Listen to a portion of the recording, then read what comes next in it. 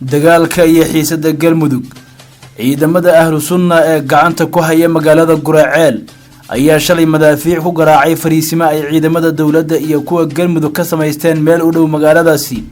dadka degan magaalada Guraceel ayaa sheegay inay maqleen dhawaqa tiro madaafiic ah oo ay ciidamada ahlu sunna ku rideen fariisimaha ciidamada weerarka ku soo ah magaalada, gaar ahaan kuwa dhanka jihada waqooyi, inkastoo aan weli la ogaan haddii khasaare ay ka dhasheen. madaafiicda ay ciidamada ahlu sunna rideen ayaa ku soo aadaysa xilli ay fashilmeen dhammaan dadaaladii lagu doonayay in lagu joojiyo dagaalka ku soo socda magaalada Guraceel. labada dhinac weli kama hadin tallaabada ay qaaday ahlu sunna, waxaana weli socda barakaca magaalada Guraceel maadaama ay shacabka cabsi ka qabaan in dushooda lagu dagaalamo isla markaana ay waxyeello ka soo gaarto. sidoo kalena waxaa xirmay inta badan ganacsigii magaalada. ciidamada dawladda ayaa fariisimo ka sameystay ilaa 3 aag oo u dhow magaalada Guraceel, halka ciidamada ahlu sunna ay dhufaysyada ka sameysteen banaanka iyo gudaha magaalada. shaakir oo saxaafadda kula hadlay magaalada Guraceel ayaa ciidamada dawladda uga digay in ay ka qayb galaan dagaalka lagu hayo ahlu sunna, taas bedelkeedana ay xoogooda isugu geeyaan dagaalka lagula jiro ahlu sunna. xalay say ahayd Guraceel waxaa xalay aad u kacsanayd xaaladda magaalada Guraceel ee gobolka Galguduud, ayadoo warbaahinta dawladda ay sheegtay in ciidamada dawladda iyo kuwa galmudug ay gudaha u galeen qaybo ka tirsan degmada. waxaa sidoo kale kacsan xaaladda magaalada iyadoo la soo bandhigay sawirada iyo muuqaalo laga duubay saldhigga booliska Guraceel ee ku yaala bartamaha magaalada, halkaas oo dad shacab ah ay hortuban yihiin. qoraalka ay baahisay warbaahinta dawladda ayaa lagu yiri ciidanka xoogga dalka iyo kuwa galmudug ayaa gudaha u galay xaafado ka mid ah magaalada Guraceel ee gobolka Galguduud, halkaas oo muddooyinkii dambe ay ku sugnaayeen kooxda ahlu sunna. qoraalka ayaa intaasi ku daray ciidamada oo ay la socdeen maamulka magaalada ayaa si nabad ah ku galay gudaha, waxaana ay ku sugan yihiin ilaa dhowr xaafadood oo ka tirsan magaalada Guraceel. wariyaasha gobolka Galguduud ee warbaahinta qaranka ayaa soo wariyay in kooxda ahlu sunna ay isaga baxeen inta badan magaalada, isla markaana ay faarujiyeen xarumo muhiim ah sida saldhigga booliska. inkasta oo la xaqiijiyay in ciidanka ahlu sunna ay ka baxeen saldhigga, haddana si rasmi ah looma xaqiijin karo in ciidamada dawladda ay galeen magaalada, waxaana sawirada la soo bandhigay ay u muuqdaan in ay ku sugan yihiin banaanka magaalada.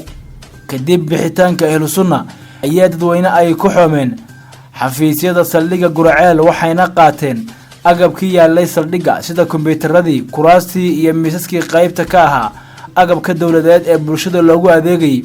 degmada Guraceel ayaa xalay waxaa ka socday qaxya kala carar, waxaana laga saarayay dadka waayeelka.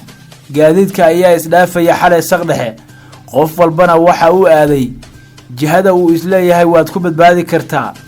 dad ku sugan Guraceel ayaa sidaasi warbaahinta u sheegay. warar goor dambe soo gaaray ayaa sheegay in kooxda ahlu sunna ay dib ugu soo laabatay saldhigga booliska Guraceel saacada kadib.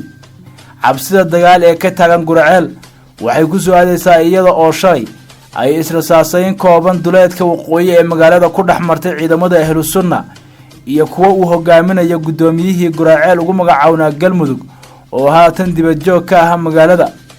ciidamada ahlu sunna ayaa xalay magaalada Guraceel ku qabtay gaari casho iyo qaadba u siday ciidamada dawladda ee ku sugan deegaanka Goodwiil ee duleedka magaalada.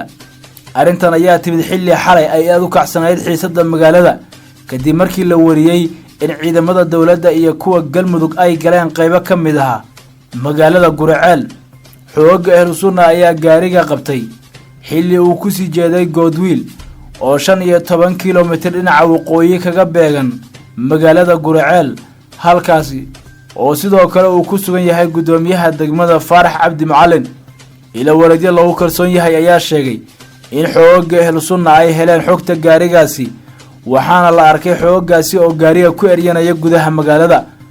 wararka ayaa intaasi ku daraya in xoogga ahlu sunna ay gaarigaasi iyo hal nin oo la socdayba ula dhaqaaqeen goob aan la garanayn.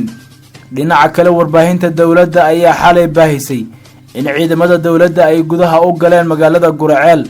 warsame maxamed faarax oo ka mid ah dadka reer Guraceel ayaa sheegay in ciidamada dawladda ay ku sugan yihiin duleedka magaaladaasi, isla markaana aanay weli gudaha u soo galin magaalada.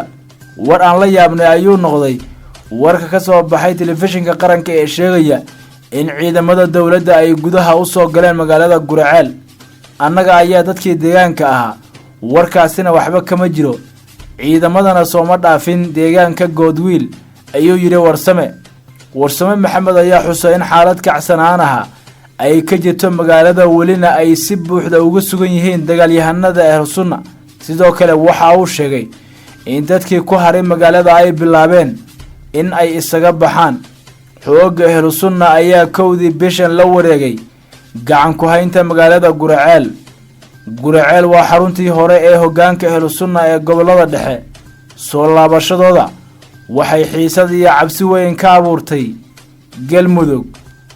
maalmihii la soo dhaafay waxaa socday dadaalo ay wadeen siyaasiyiin iyo weliba qaar ka mid ah hoggaanka dhaqanka, kuwaasi oo loogu kala dabqaadayay dhinacyada isku haya Galmudug.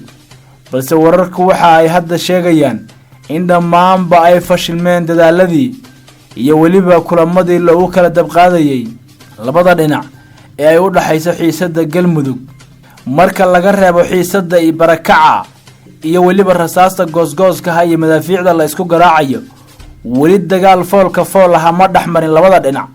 balse marka la qiyaaso inta ay isu jiraan iyo sida ciidamada dawladda iyo kuwa Galmudug oo isgarabsanaya ay ugu sii siqayaan Guraceel inay gacanta ku dhigaan, waxaa muuqata in dagaal aan laga fursan doonin.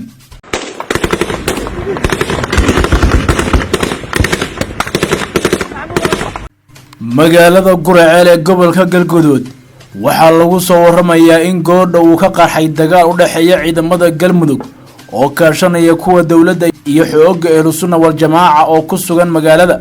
dagaalka oo ah mid culus ayaa bilowday saaka aroortii hore, waxaana weli socota rasaasta iyo hubka ay isweydaarsanayaan labada dhinac. wararka ayaa sheegaya in ciidamada Galmudug iyo kuwa dawladda ay qaadeen dagaalka isla markaana ay dhowr jiha ka weerareen magaalada Guraceel ee gobolka Galgaduud. ila dadka deegaanka ayaa inoo sheegay in xaaladdu ay cakiran tahay isla markaana uu jiro khasaare ka dhashay dagaalkaasi, walow aan la xaqiijin karin inta uu gaarsiisan yahay.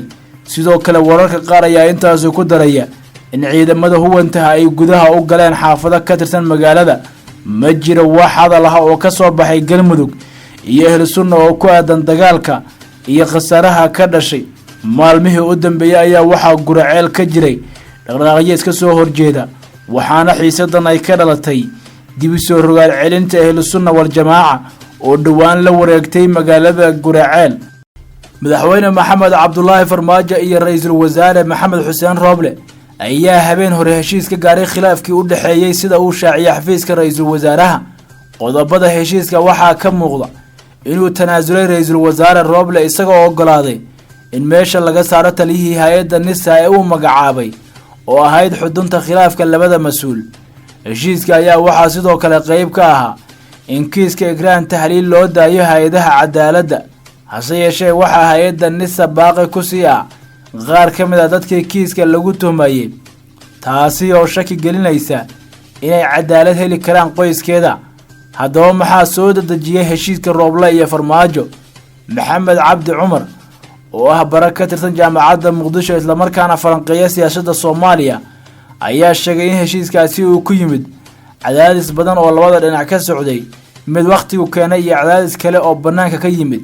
sababta keentay inay heshiiyaan waxaa keenay cadaadis badan oo labada dhinac ka socday, mid waqtigu keenay iyo cadaadis kale oo banaanka ka imanaya sida Mareykanka iyo wadamo kale, iyo sidoo kale ururo waaweyn oo cadaadis ku saaray in khilaafka la soo afjiro ayuu yiri.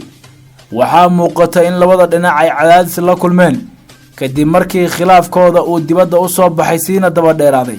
beesha caalamka oo ay ugu horeeyaan Mareykanka, Midowga Yurub iyo Midowga Afrika ayaa qoraal ay soo saareen ugu baaqay labada dhinac inay xaliyaan khilaafkooda si arrintaasi aysan u xagal daacinin amniga dalka iyo xasiloonida.